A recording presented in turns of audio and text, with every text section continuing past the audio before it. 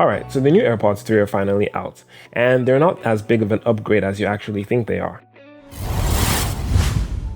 So the AirPods 3 are different from the AirPods 2 in a lot of ways, but they are more similar to another generation of AirPods than you'd think. Let's start with that new design. So as you can see here, the quote-unquote new design of the AirPods 3 is basically just a refreshed design of the AirPods Pro.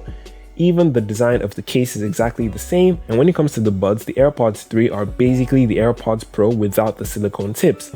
Now, a couple of people complained when the AirPods Pro came out that they were not fans of the silicone tips for one reason or another, and instead of the normal touch controls, we now have the force-sensitive squeeze triggers, as we could see on the AirPods Pro as well. Now, moving on, Apple also talked about something called a low distortion driver for more powerful bass and crisp highs.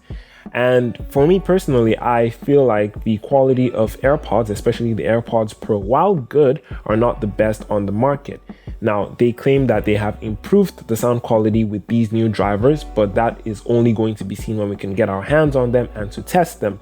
But when I tested the AirPods Pro versus my Galaxy Buds Pro, and you can check that out in the iCard above, the Galaxy Buds Pro were quite better in the sound quality department. It was much richer and more enjoyable than on the AirPods Pro.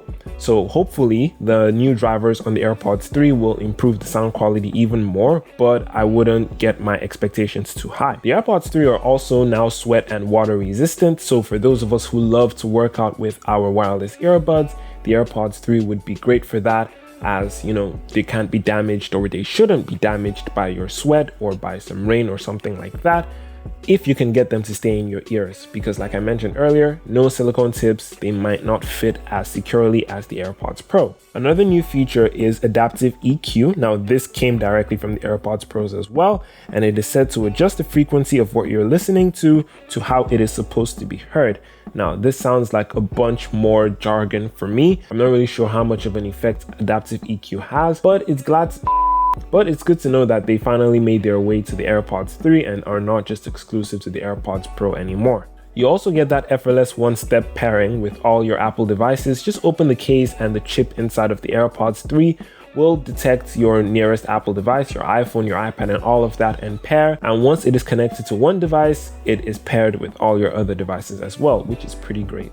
Battery life is one area in which the AirPods 3 have improved significantly even over the AirPods Pro, as now we get 6 hours of listening time as opposed to about 4.5 hours on the AirPods Pro, and 5 minutes of charging gives you 1 hour of listening time in case you are in a hurry to get out and you can't charge for a very long time. And also you get an additional 4 charges or 30 hours with the charging case, which is great. And when the case does run down, it charges wirelessly as well as with Lightning, and it also has MagSafe. So yes, the case is MagSafe compatible. In case you have a MagSafe charger, you can just plop this down and charge your AirPods 3 wirelessly.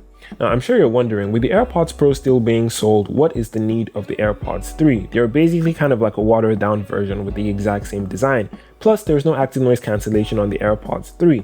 Well, my answer to that would be the price.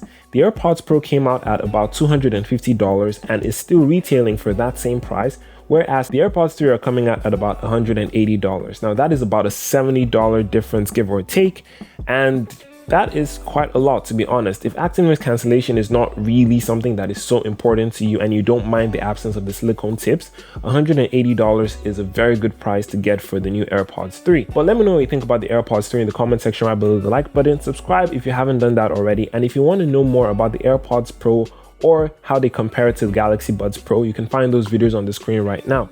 Peace.